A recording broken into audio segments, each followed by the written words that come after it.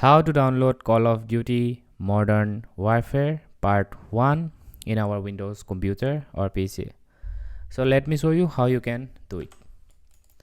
So first, all you have to do is open a browser, and from the browser search for Steam, and then we need to go to the first result and then install Steam, and again install Steam.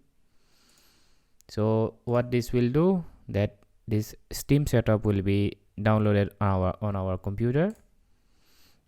So this is the Steam setup. Just double click on here. Now we have to install Steam. Just next, choose your language, next choose your destination and install. All right, and after installing Steam, this is how Steam looks like.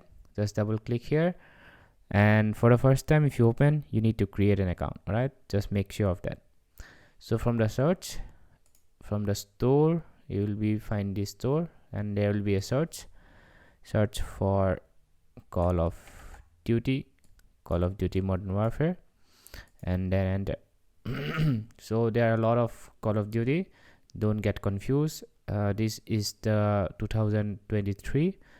This is the latest version of Call of Duty Modern Warfare. So we are searching for this is the first edition.